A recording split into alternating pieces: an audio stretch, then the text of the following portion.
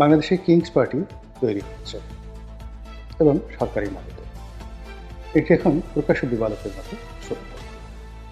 বেশ রাগঢাক ছিল, গল্পগুজব ছিল, কানাঘোষা ছিল এবং অনেকে সন্দেহ প্রকাশ করেছিলেন যে ডক্টর মোহাম্মদ ইউনূসের মতো একজন ভদ্রলোক মানুষ, একজন দেবতার মতো যাকে বলা হয় সহজ সরল মানুষ, যিনি তার সারা জীবনে পৃথিবী থেকে অনেক কিছু পেয়েছেন এবং জীবন সায়ান হয়ে এসে তার আর তেমন কিছু পাওয়ার নেই।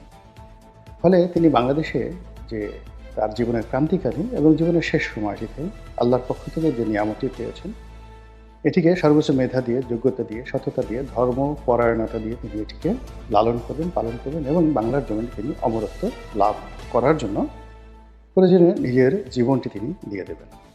এবং তিনি সে কথা বলেছেন যে আমার আর চাওয়া পাওয়ার কিছু নেই। কিন্তু অবস্থা দৃষ্টি মনে হচ্ছে যে তিনি তার সেই জায়গাটি এখন আর আগের মতো সংরক্ষণ করছেন। এটি ভয়ের কারণ হতে পারে, লোভের কারণ হতে পারে। এ কারণগুলো তিনি বুঝে গেছেন যে তিনি ইচ্ছাই হোক অনিচ্ছাই হোক এই রাজনীতির মধ্যে তিনি এসেছেন, এটি ওয়ান ওয়ে ট্রাফিক এবং এখান থেকে তিনি ফেরত যেতে পারবেন না।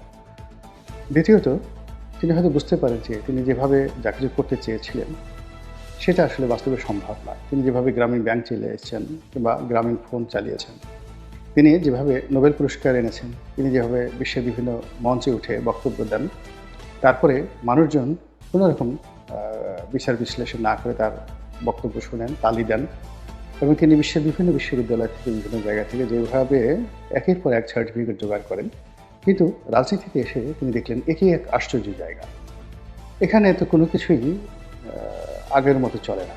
এখানে কেউ তালি দেয় না। এখানে তালির পরিবর্তে সবাই গালি দেয়।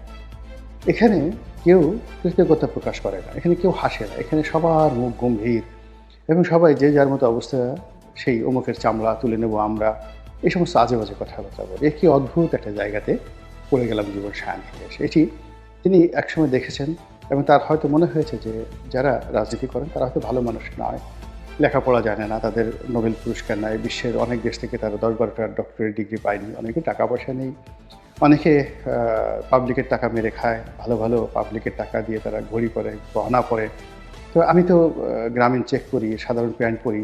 তো আমার মধ্যে একটা দেবত্ব বা ফেরেশতার মতো একটা সুরত আছে, শিক্ষা আছে, দীক্ষা আছে, সব কিছু আছে। জনগণ আমাকে মাথায় করে নাচবে। কিন্তু দেখা গেল যে তিনি ক্ষমতা আসার পরে তিনি যাদেরকে মনে করতেন যে এরা দেশ চালানোর অনুপযুক্ত, এখন তাদের লোকজন এখন গাল বের করে, জিহ্বা বের করে, ঠোঁট বাঁকা করে, চোখ টিপ মেরে যে সকল অশ্লীল অঙ্গভঙ্গি করে তাকে ভয় দেখাচ্ছে, তাতে করে এই চেয়ার ছেড়ে, যমুনা ছেড়ে, ক্ষমতা ছেড়ে তিনি কোথায় যাবেন? তিনি ভেবে কুল কিনারা পাচ্ছেন না। অথবা শেখ হাসিনা এখন দিল্লিতে গিয়েও যেভাবে স্বস্তিতে নেই, তাকে নিয়ে যেভাবে ডাস্টবিন তৈরি করা হচ্ছে, তাকে যেভাবে অপমান করার জন্য গ্রাফিতি তৈরি করে সেখানে লোকজন জুতো মারছে, কিংবা বঙ্গবন্ধুর যে মূর্তি, ভাবমূর্তি তো দূরের কথা, তার যে মাটির মূর্তি বা পাথরের মূর্তি সেগুলো ভেঙে তার মস্তিষ্কের উপর যেভাবে আবর্জনা নিক্ষেপ করছে, তো এটা তো তার ক্ষেত্রে আরও বহুগুণ ধ্বংসাত্মক হবে। এর কারণ হলো এখনও মানে বঙ্গবন্ধু শেখ মুজিবুর রহমানের কোটি কোটি ভক্ত রয়েছে। তো এই ভক্ত মরিদানের সামনে যদি তার এই অপদস্থ হয়, শেখ হাসিনার এখনও কোটি কোটি কর্মী রয়েছে, সেই কোটি কোটি কর্মীর মধ্যে যদি তার অবস্থা এই হয়, তাহলে তার তো কোনো লোকজন নেই। এমনকি তিনি যদি মারাও যান, কয়জন মানুষ তার জন্য কান্নাকাটি করবে আত্মীয় স্বজনের মধ্যে, এটি আমরা বলতে পারি না। তো সেখানে তিনি যদি একটা বন্দোবস্ত না করে ক্ষমতা ছেড়ে চলে যান, তাহলে তার যে কী করুণ এবং সকরুণ অবস্থা হবে, এটা তিনি খুব সহজে বুঝতে পেরেছেন।